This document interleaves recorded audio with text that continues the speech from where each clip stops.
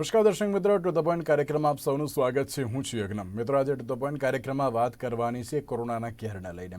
એક બાજુ કોરોનાનો કેર અત્યારે સમગ્ર ભારતમાં યથાવત છે, 74 લાખને પાર અત્યારે હાલ કેસો થઈ ગયા છે, અને બીજી બાજુ સમગ્ર વિશ્વની વાત કરીએ, સમગ્ર વિશ્વમાં પણ આ જ પ્રકારની પરિસ્થિતિ અત્યારે હાલ ઉદ્ભવી રહ્યું છે.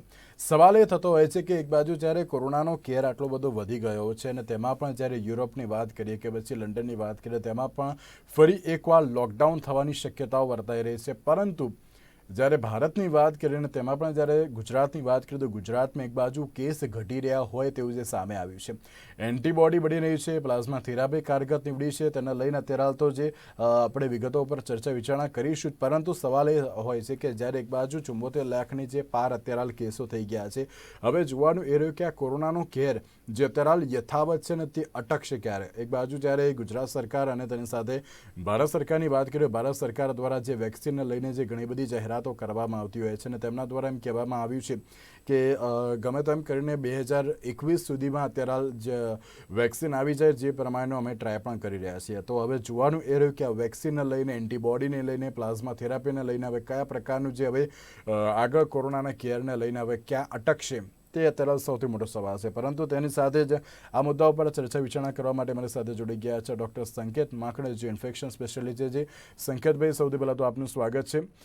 સંકેતભાઈ, સવાલ એ થતો હોય છે કે એક બાજુ કોરોનાનો કેર યથાવત છે, અને બીજી બાજુ અત્યારે એવી પરિસ્થિતિ ઊભી થઈ ગઈ છે કે જેમાં આપણે સવાલ ઘણા બધા હોય છે કે અત્યારે હાલ કયા પ્રકારની પરિસ્થિતિ ઊભી થશે, અને તેમાં પણ જવાબ એક જ હોય છે કે અત્યારે હાલ કોરોનાના કેસ વધી જ રહ્યા છે. શું કહેશો? એક બાજુ કોરોનાના કેસમાં વધારો તો જોવા મળ્યો છે, પરંતુ ગુજરાતમાં એક બાજુ કેસ ઘટી રહ્યા છે.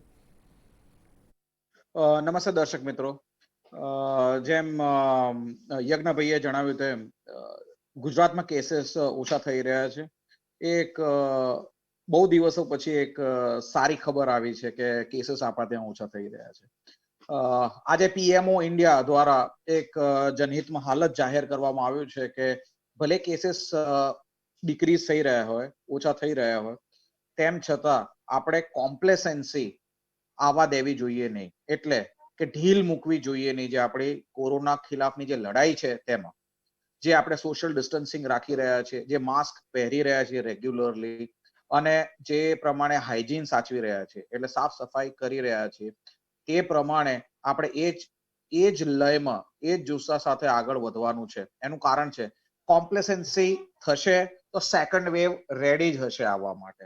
આગામી મહિનાઓ ઓક્ટોબર છે એટલે નવેમ્બર, ડિસેમ્બર એટલે વિન્ટર મંથ્સ આવશે કે જ્યાં ગાડી કોઈ પણ વાયરસ હોય, એને રેસ્પિરેટરી વાયરસ પર્ટિક્યુલરલી હોય, એવો વાયરસ કે જેને શ્વસન તંત્ર વધારે પસંદ હોય, એનું મલ્ટિપ્લિકેશન બહુ ઝડપથી થઈ શકે છે. એટલે આગામી મહિનાઓમાં આ વાયરસનું સંક્રમણ વધી પણ શકે છે, સેકન્ડ વેવ આવી શકે છે. એટલે કોમ્પ્લેસન્સી સેટિંગ થવા દેવી નહીં, એવો જ પીએમઓ ઇન્ડિયા દ્વારા નિર્દેશ હાલ અડધા કલાક પહેલા જે મીટિંગ બાદ લેવામાં આવ્યો છે એમાં જનહિતમાં જારી કરવામાં આવ્યો છે. અને હું તેની સાથે સંપૂર્ણપણે સહેમત છું. કારણ કે આપણે જેવી ઢીલ મૂકીએ છીએ અને કેસીસ વધવા માંડે છે. આઈ થિંક આપણે હાલ જે કંટ્રોલ રાખ્યો છે, જે નાગરિકોએ, આપણા ગવર્મેન્ટે, કોર્પોરેશન છે, જે કોરોના વોરિયર્સ છે, ડોક્ટર્સ છે, નર્સિસ છે, બ્રધર્સ છે, સિસ્ટર્સ, બધા તમામ મેનેજમેન્ટ સ્ટાફ છે, એ બધાની મહેનતથી જે હાલ રિડક્શન થયું છે તે ખૂબ આવકાર્ય છે. અને આઈ થિંક આપણે એક્સપેક્ટ કરીએ કે કેસીસ નિરંતર પ્રમાણે ઘટતા જાય અને આપણને એનો એડવાન્ટેજ મળે કે ભાઈ ઓછા ન્યુમોનિયાના કેસીસ અને ઓછા મૃત્યુ થાય. ડૉક્ટર સંકેત, સવાલ એ પણ થતો હોય છે કે અત્યારે હાલની જે પ્રમાણેની પરિસ્થિતિ છે કે કોરોનાના આંકડા જે દિવસે દિવસે ઘટી રહ્યા છે, તેની પાછળનું કારણ શું? ડિસ્કસ કર્યું કે જે સ્ટ્રિક્ટ ઇમ્પ્લિમેન્ટેશન છે, સ્ટ્રિક્ટ ઇમ્પ્લિમેન્ટેશન, માસ્ક પહેરવો ફરજિયાત જે સરકારે બનાવ્યો, સરકારે જે પગલાં લીધા છે, સર્વેલન્સના પગલાં લીધા, એની સાથે એન્ટીજન ડિટેક્શન ટેસ્ટ જે આવ્યા છે, જગ્યાએ જગ્યાએ વિના મૂલ્યે જે એન્ટીજન ડિટેક્શન ટેસ્ટિંગનું જે અભિયાન ચાલુ કરવામાં આવ્યું છે, અને જે રીતે COVID-19 PCR પણ અવેલેબલ કરવામાં આવ્યો છે, એટલે મેક્સિમમ ટેસ્ટિંગ જે વધાર્યું સરકારે, અને એની સાથે જે આપણે ઇન્ફેક્શન કંટ્રોલ મેજર્સ છે, કે જે સોશિયલ ડિસ્ટન્સિંગ છે, માસ્ક એન્ફોર્સ કરવામાં આવ્યો છે પહેરવામાં, લોકોની એટિકેટ્સ અને જે મેનર્સ હતી એ આખી ચેન્જ થઈ ગઈ છે. કોરોનામય થઈ ગયો છે, સમાજ આખો કોરોનામય થઈ ગયો છે. સમાજ આખો એવો થઈ ગયો છે કે જેણે આમ કોરોનાને એક રીતે સ્વીકારી લીધું છે કે ભાઈ એક પાર્ટ જ છે આપણો. એટલે પણ એ પાર્ટને આપણે બોડીની અંદર નથી જવા દેવાનો. એટલે જ્યારે સમાજે જ આ વસ્તુ નક્કી કરીને બેઠો છે, એટલે આ એક જનજાગૃતિ અભિયાન, એક યુદ્ધ જેવું બની ગયું છે સમાજ વિરુદ્ધ જે કોરોના વાયરસ છે એને. અને આઈ થિંક એ આપણા નાગરિકોને જ આપણે સિટીઝન્સને જ એ શુભેચ્છાઓ પાઠવવાની રહેશે. ડૉક્ટર સંકેત, એક બાજુ જ્યારે પરિસ્થિતિની વાત કરીએ તો જે કોરોનાનો કેર તો યથાવત છે, પરંતુ સવાલ એમાં એ પણ થતો હોય છે કે માસ્ક પહેરતા લોકોમાં જે કોરોના વધુ પ્રસરે છે તેવું સામે આવ્યું છે. શું એ વાતને તમે કઈ રીતે જોઈ રહ્યા છો? એનાલિસિસ એ રીતે કરી શકાય કે જ્યારે માસ્ક પહેરવાનો છે તો સ્વચ્છ માસ્ક પહેરવાનો છે. માસ્ક એટિકેટ નામનો એક ટર્મિનોલોજી છે. માસ્ક એટિકેટનો મતલબ એ છે કે જ્યાં આગળ તમે માસ્ક પહેરો છો તો સંપૂર્ણપણે એવી રીતે કે તમારું નોઝ કવર રહે છે અને તમારું માઉથ કવર્ડ રહે છે, અને એ એસેન્શિયલી ચીનની બિલો રહે છે, એટલે કે દાઢીના લેવલ ઉપર રહે છે. અમુક લોકો વાત કરતા હોય ત્યારે માસ્ક નીચે લટકાવી દે છે અને પછી ત્યારબાદ પાછો ઉપર ચડાવે છે. એટલે એ જે માસ્ક અહીંયા ગળા ઉપર લઈ લેવાથી ત્યાંથી ઇન્ફેક્શન જે હોય એ પાછું તમે મોઢા ઉપર લઈ આવો છો, કાં તો નોઝ ઉપર લઈ આવો છો. એટલે તમે રીઇન્ફેક્શન રેટ વધી શકે. બીજી વસ્તુ કે ક્લીનલીનેસ, કે જે માસ્કને સાફ રાખવો જોઈએ નિરંતર, કે એટલીસ્ટ 2 સેટ્સ ઓફ માસ્ક રાખવાના છે. આપણે કોર્પોરેશને બી આપણને 3 માસ્ક સપ્લાય કરેલા, ઇફ આઈ રિમેમ્બર કરેક્ટલી. તો 2 થી 3 માસ્ક રાખવા, અને તેમને નિયમિત પ્રમાણે જો ક્લોથ મેડ માસ્ક હોય તો, જે કાપડમાંથી બનેલા માસ્ક હોય તો ટ્રિપલ લેયર હોવા જોઈએ એસેન્શિયલી. સેકન્ડલી, એને ડે 1, ડે 2, ડે 3 એવી રીતે વાપરવો, પહેલો, બીજો અને ત્રીજો દિવસ એ રીતે. અને પછી ત્રીજા દિવસ પછી ફર્સ્ટ વનનો વારો આવશે. હવે એમને નિયમિત પ્રમાણે વોશિંગ કરવું, અને સેકન્ડલી સનલાઇટમાં એમને સૂકવી દેવા, એ ખૂબ અગત્યની વસ્તુ છે. એટલે આ વસ્તુનું જો આપણે ધ્યાન રાખીશું તો આપણે માસ્કને પણ ડિસઇન્ફેક્ટ કરી શકીશું અને પોતાની જાતને બી ઇન્ફેક્શન કંટ્રોલ કરી શકીશું. એક બીજી બાબત એ છે કે હવે ઓઝોન રિલેટેડ ડિસઇન્ફેક્ટન્ટ્સ બી અવેલેબલ થયેલા છે, જે લોકો એફોર્ડ કરી શકતા હોય છે એના માટે. બરોબર, એમાં બી તમે તમારી વસ્તુઓ છે કે જેવી રીતે કે તમારું વોલેટ છે, અમારા જેવા જે હોસ્પિટલ પીપલ છે, જે ડોક્ટર્સ છે, નર્સિસ છે, મેડિકલ પર્સનેલ છે, એ લોકો ઓઝોન મીડિયેટેડ ડિસઇન્ફેક્શન કરી શકતા હોય છે, યુવી રેડિયેશન ઇમિડિયેટેડ ડિસઇન્ફેક્શન કરી શકતા હોય છે પોતાની ચીજ વસ્તુઓનું ઘરે એન્ટર થતા પહેલા. એટલે આ તમામ પ્રકારના ઇન્ફેક્શન કંટ્રોલ મેજર્સ છે કે જે આપણે એમ્પ્લોય કરી શકીએ છીએ માસ્ક અને જે એવી વસ્તુઓ કે જે કોન્ટામિનેશન થતી હોય તેનાથી બચવામાં. સવાલ એ પણ થતો હોય છે કે જ્યારે આપણે અત્યારની પરિસ્થિતિની વાત કરી કે કોરોનાનો કેર તો વધી રહ્યો છે, પરંતુ અત્યારે ડૉક્ટર સંકેત, સવાલ એ પણ થતો હોય છે કે જ્યારે એન્ટીબોડીની વાત કરીએ ત્યારે હાલ એન્ટીબોડી બની ગઈ છે તેવા જે સવાલ સામે આવ્યા છે, અને તે એન્ટીબોડી કેટલા સમય સુધી રહે છે, અને શું એન્ટીબોડી જો બની જતી હોય તો ત્યારબાદ શું ફરી એકવાર કોરોનાનું સંક્રમણ તેમને થતું હોય છે? એટલે આ ક્વેશ્ચન આપણે બે ભાગમાં વહેંચી શકીશું. જે એન્ટીબોડીની વાત તમે કરો છો એ નેચરલ એન્ટીબોડીની વાત હાલ કરી રહ્યા છો, આઈ બિલીવ. એટલે નેચરલ એન્ટીબોડી જે એકવાર ઇન્ફેક્ટ થયું હોય કોવિડનું પેશન્ટ, એના પછી કેટલા ટાઈમ માટે રહે છે એની કોઈ ગેરંટી નથી, અનફોર્ચ્યુનેટલી. એટલે જ આ ઇન્ફેક્શન ડેવસ્ટેટિંગ છે. તમે જોયું હોય તો રીઇન્ફેક્શન રેટ્સ અને રીઇન્ફેક્શનના કેસીસ હમણાં ડોક્યુમેન્ટ થઈ રહ્યા છે. રીઇન્ફેક્શન એટલે કે જે લોકો માર્ચ એપ્રિલમાં ઇન્ફેક્ટ થયા હતા અને હવે પુનઃ તેમને ઇન્ફેક્શન થઈ રહ્યા છે કોવિડ-19ના. એટલે જ્યારે આ વસ્તુ થતી હોય તો એનો એ સાબિત કરે છે કે આ જે એન્ટીબોડી છે એકવાર ઇન્ફેક્શન થયા પછી એ આમાં પ્રોટેક્શન આપતી નથી. એટલે જે આપણે હર્ડ ઇમ્યુનિટીની વાત કરતા હતા નેટવર્ક ન્યૂઝ ઉપર 2 મહિના પહેલા, 2.5 મહિના પહેલા, કે ભાઈ હર્ડ ઇમ્યુનિટીને એક આપણે ચાન્સ આપીએ, પણ હર્ડ ઇમ્યુનિટી માટે પણ સિચ્યુએશન એક બહુ ક્વેશ્ચનેબલ, પ્રશ્નાર્થ એના ઉપર બી લાગી ગયો છે. એટલે આ મેજર ડ્રોબેક્સ છે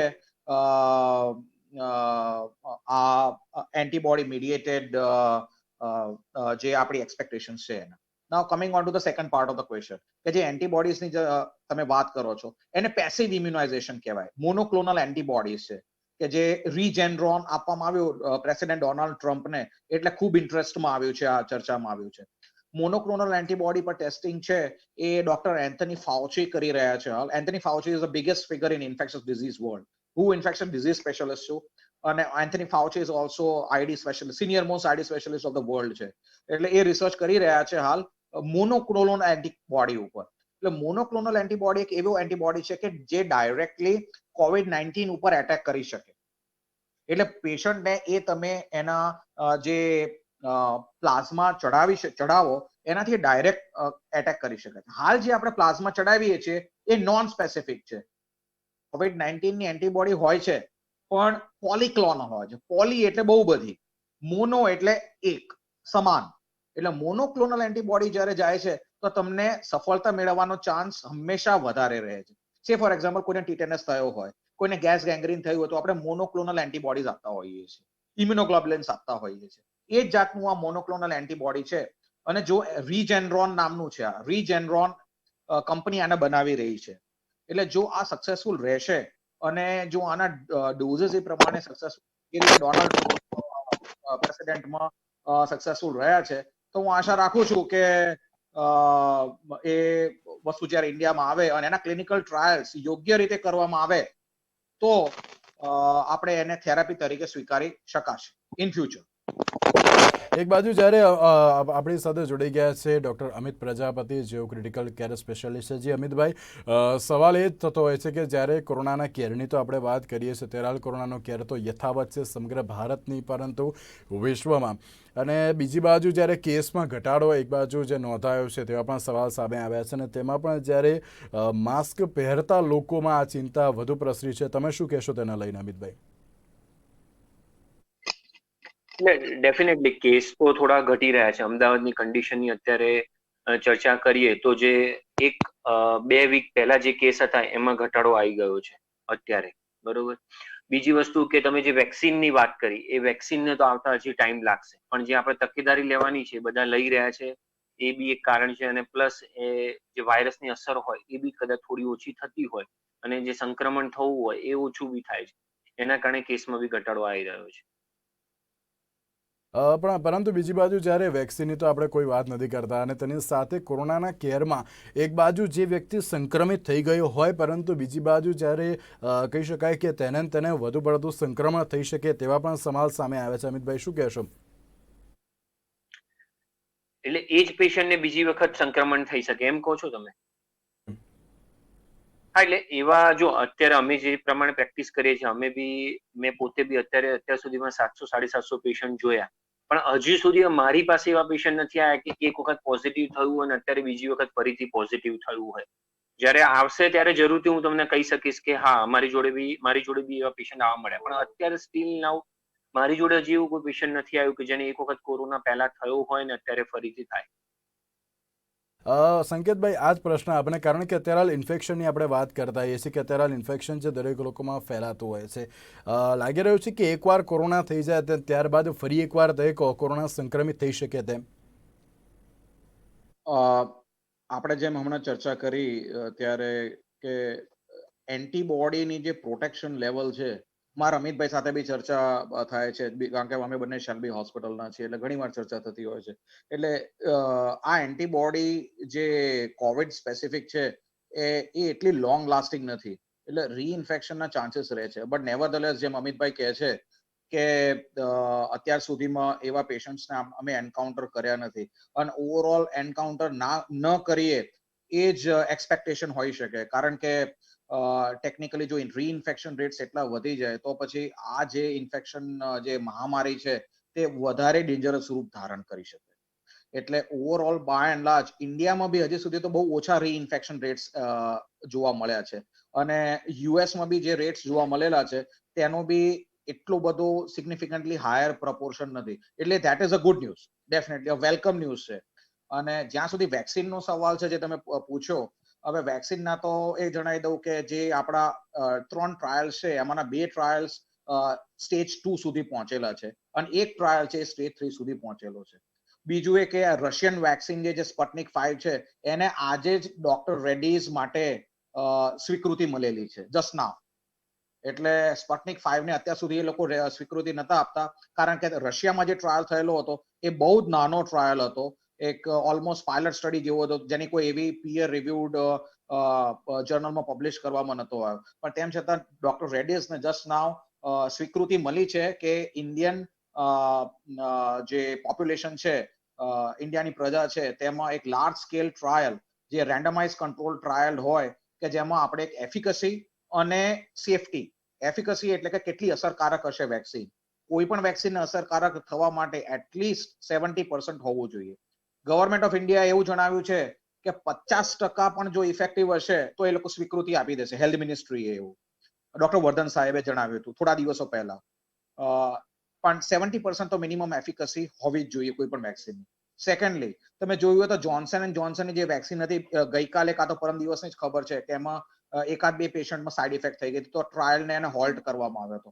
એટલે જ્યારે જે સેફટી છે એ બી બહુ અગત્યની છે કોઈ પણ વેક્સિન માટે, કે ન્યુરોલોજીકલ સાઇડ ઇફેક્ટ કાં તો કોઈ એવી ડેન્જરસ સાઇડ ઇફેક્ટ જે રિએક્શન કરતી હોય આખી બોડી ઉપર, કે જે બ્લડ પ્રેશર ઓછું કરી કાઢે, કે એનાફાઇલેક્સિસ કરી કાઢે, એટલે એ તમામ વિગતો વેક્સિનમાં જોઈ લેવી પડતી. જેમ અમિતભાઈએ જણાવ્યું તેમ કે વેક્સિનની એફિકસી અને સેફટી એ બંને એક લેવલ પર મેચિંગ હોવા જોઈએ, જેથી કરીને આપણે આ મહામારીને અટકાવી શકીએ.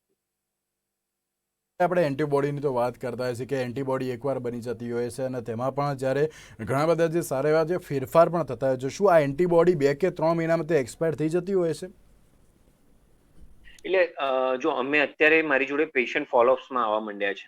હવે જે પેશન્ટને અમે લોકોએ એપ્રિલ અને મે માં જોયેલા છે, એમના હજી એન્ટીબોડી છે, એટલે ઓલમોસ્ટ 3 કે 4th મંથ સુધી એન્ટીબોડી એક્ઝિસ્ટિંગ છે. પણ ડેફિનેટલી કે અમુક વેલ્યુ છે કે પહેલા જે પેશન્ટ આવ્યા એમના 7ની અરાઉન્ડ સ્કોર હતો, જે અમારી લેબોરેટરી વેલ્યુ પ્રમાણે. એમના જે અમે રિપીટ ટેસ્ટ કર્યા અત્યારે જે આયા છે એમાં 4, 3.5ની આસપાસ આવે છે. એટલે ડેફિનેટલી એ જે આઈજીજી લેવલ છે, એન્ટીબોડી લેવલ છે, એ ઘટતું હોય એવું લાગે છે. પણ હજુ એવા પેશન્ટ નથી જોયા અમે કે જેમને કોરોના થયો હોય અને એનું એન્ટીબોડી અમે ચેક કર્યું હોય ફોલોઅપ વિઝિટમાં, તો ઓછું થઈ ગયું હોય અથવા 0 થઈ ગયું હોય અથવા નલિફાય થઈ ગયું. પણ ડેફિનેટલી એટલું કહી શકાય અત્યારના સિનેરિયો પ્રમાણે 3 થી 4 મહિનાની ઇમ્યુનિટી તો છે. હજી જેમ જેમ ટાઈમ પસાર થશે કે બીજા 6-1 મહિના થાય ટોટલ, ત્યારે આપણને એક્ઝેક્ટ આઈડિયા હશે કે આ ઇમ્યુનિટી એક વખત ઇન્ફેક્શન થયા પછી એની ઇમ્યુનિટી 6 મહિના રહે છે કે નહીં. પણ ડેફિનેટલી હું એટલું કહી શકીશ કે અમે અત્યારે 4 મહિનાની 4 મંથ ફોલોઅપ પેશન્ટ જે આવ્યું છે એમાં બી ઇમ્યુનિટી હજી છે. એ સવાલ પણ એ પણ થતો હોય છે કે જ્યારે પ્લાઝમા થેરાપીની વાત કરીએ, પ્લાઝમા થેરાપી અત્યારે હાલ ઘણી બધી કારગત નીવડી છે, તો તમારા મત અનુસાર અત્યારે આ જે પ્લાઝમા થેરાપી છે તે શું ઉત્તરોત્તર વધશે, તો અત્યારે હાલ તેનાથી કોઈ ફાયદો થશે? એટલે અત્યારે અમે 3 વસ્તુ, એટલે જે કોરોના ટ્રીટમેન્ટમાં અમે 3 વસ્તુ વાપરી રહ્યા છે ઓવરઓલ જોવા જઈએ તો. જે આઈસીયુ પેશન્ટ છે જેમાં હાઇપોક્સિયા છે, ઓક્સિજન લેવલ ઓછું છે, એમાં એક તો રેમડેસિવિર એન્ટીવાયરલ ડ્રગ છે, અને બીજી છે ટોસિલિઝુમેબ જે સાઇટોકિન સ્ટ્રોમ ઓછો કરે છે, અને ત્રીજી ડ્રગ છે એ પ્લાઝમા થેરાપી. પ્લાઝમા આપીએ છીએ બહારથી કોવિડ પોઝિટિવ પેશન્ટના પ્લાઝમા પેશન્ટમાં ઇન્ડ્યુસ કરીએ, ઇન્જેક્ટ કરીએ, એટલે પેશન્ટમાં એન્ટીબોડી બને. બરોબર. પણ જે ટોસિલિઝુમેબ અને પ્લાઝમા થેરાપીના રિઝલ્ટ જોવા જઈએ તો ઓલમોસ્ટ સેમ અરાઉન્ડ છે.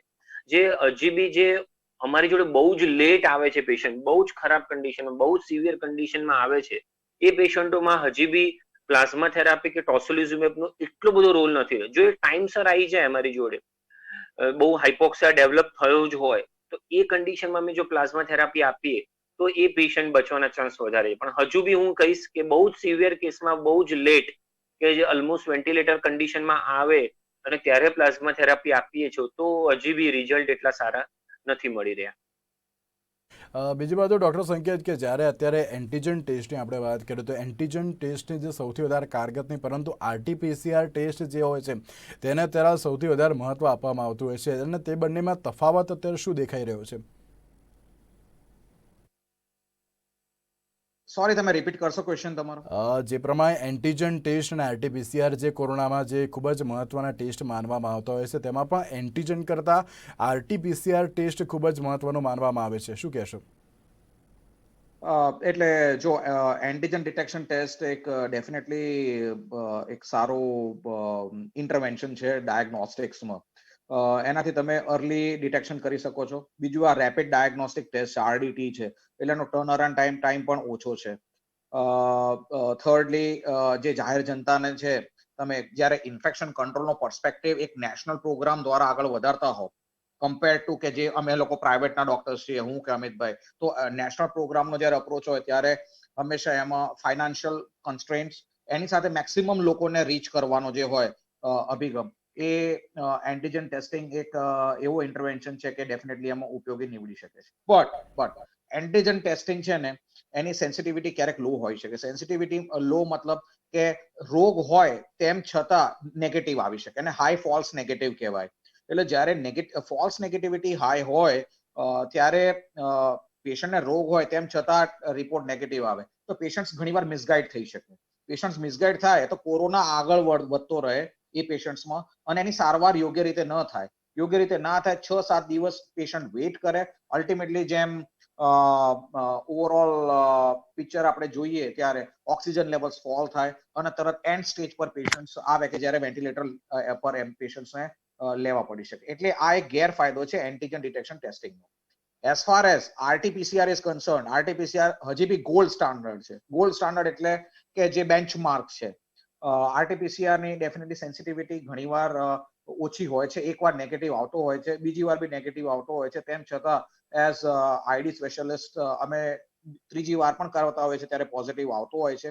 એની યોગ્ય ટેકનિક દ્વારા લેવામાં આવે, યોગ્ય સરકાર માન્ય લેબોરેટરીમાં કરવામાં આવે અને એમાં સેમ્પલિંગ એરર ન થાય તો ડેફિનેટલી આ ટેસ્ટ પોઝિટિવ આવતો હોય છે. બાય એન્ડ લાર્જ ચોથા દિવસ પછી કરવામાં આવે તો વધારે સારી રીતે પોઝિટિવ આવતો હોય છે. ઓવરઓલ ડાયગ્નોસિસ હંમેશા એક સારી હિસ્ટ્રી એટલે ઇતિહાસ પેશન્ટનો કે સિમ્ટમ્સ એના કોઓર્ડિનેટ કરો તમે, એની સાથે લેબ ડાયગ્નોસ્ટિક્સ કોઓર્ડિનેટ કરો, હાઈ ઇન્ડેક્સ ઓફ સસ્પિશન રાખો, એની સાથે તમે જરૂર પડે તો સીટી સ્કેનનો પણ ઉપયોગ કરો. સીટી સ્કેનનો પણ ઉપયોગ કરો કે જ્યાં આગળ રિપોર્ટ્સ નેગેટિવ આવતા પણ તમારો સસ્પિશન હાઈ હોય તો ચોથા પાંચમા દિવસે કોવિડના પેશન્ટ્સમાં સીટી સ્કેનના ટિપિકલ ગ્રાઉન્ડ ગ્લાસિંગ ઓપેસિટીઝ આવતી હોય છે તો ડેફિનેટલી એનો પણ ઉપયોગ કરવો જોઈએ. હા, એટલે ટોટલી ડાયગ્નોસ્ટિક નથી પણ ઇન્ડિકેટિવ હોઈ શકે. ઇન્ડિકેટિવ ડેફિનેટલી હોઈ શકે. એટલે આ તમામ વસ્તુઓનો જ્યારે આપણે સંગમ કરીએ છીએ ત્યારે ડાયગ્નોસિસ કોવિડનું બની શકે છે. જેટલું જલ્દી થશે એટલી જ જલ્દી સારવાર ચાલુ થશે. મે કે જૂન જેવું આજના જમાનામાં નથી રહ્યું. જેમ અમિતભાઈએ જણાવ્યું તેમ રેમડેસિવિર અવેલેબલ થઈ છે જે એન્ટીવાયરલ ડ્રગ છે. એની સાથે ટોસિલિઝુમેબનો ઉપયોગ બી થાય છે કે જે એક ઇમ્યુનોમોડ્યુલેટર છે. ઇમ્યુનોમોડ્યુલેટર જે આપણી ઇમ્યુન સિસ્ટમને મોડ્યુલેટ કરી શકે છે. ઇન્ટરલ્યુકિન 6 જેમાં વધેલા હોય સાયટોકાઇન સ્ટોર્મ આવે. સાયટોકાઇન સ્ટોર્મ એક એવું તોફાન છે કે જે કોવિડના પેશન્ટ્સનો બ્લડ પ્રેશર ડાઉન કરી કાઢે, મલ્ટી ઓર્ગન ઇન્વોલ્વમેન્ટ કરે, ફેફસામાં સિવિયર કન્સોલિડેશન્સ કરી કાઢે. એને CRS કહેવામાં આવે છે. એટલે ટોસિલિઝુમેબ એવા પેશન્ટ્સમાં યુઝ થાય છે કે જે CRS સાથે પ્રેઝન્ટ થતા હોય, જેનું ઇન્ટરલ્યુકિન 6 લેવલ્સ વધારે હોય. એટલે રેમડેસિવિર અવેલેબલ થઈ છે, ટોસિલિઝુમેબ અવેલેબલ થયું છે અને ત્રીજું એમણે જણાવ્યું તેમ કે પ્લાઝમા અવેલેબલ છે. પ્લાઝમા અને ટોસિલિઝુમેબના રિઝલ્ટ્સ ઓલમોસ્ટ કમ્પેરેબલ છે બટ ડેફિનેટલી આ ત્રણ વસ્તુઓ છે એટલે જો સિરિયસ કેસ ખૂબ જલ્દી ડોક્ટર્સ સુધી પહોંચી જાય, આઈસીયુ સ્પેશિયાલિસ્ટ જોડે, પલ્મોનોલોજીસ્ટ જોડે કાં તો આઈડી સ્પેશિયાલિસ્ટ જોડે વ્યવસ્થિત રીતે પહોંચી જતું હોય જલ્દીમાં જલ્દી તો તેને બચાવવાની સંભાવના ડેફિનેટલી આ સ્ટેજે આપણે કરી શકીએ છીએ. એક બાજુ જ્યારે કહી શકાય કે કોરોનાના જે આંકડામાં તો દિવસે દિવસે વધારો થઈ રહ્યો છે અને તેની સામે સાજા થવાની પણ જે અત્યારે સંખ્યા તે પણ વધી રહી છે. કારણ કે એક બાજુ ઘટાડો અને બીજી બાજુ વધારો ને તેની ઉપરથી અત્યારે સવાલ તો ઘણા બધા થઈ રહ્યા છે. પરંતુ તેની સાથે કહી શકાય કે હવે જ્યારે એન્ટીબોડીની વાત કરીએ તો અત્યારે ક્યાંક બની પણ રહી છે અને તેની સાથે હવે જોવાનું એ રહ્યું કે હવે આગળના સમયમાં કયા પ્રકારની પરિસ્થિતિ રહેશે આ કોરોનાની. તેની સાથે ડૉક્ટર સંકેત અને ડૉક્ટર અમિત આ બંનેનો આભાર અમે સાથે આ ચર્ચામાં જોડાવા માટે. ખૂબ ખૂબ આભાર. Thank you. તો આજના ટુ ધ પોઈન્ટમાં બસ આટલું જ આપશો. નમસ્કાર.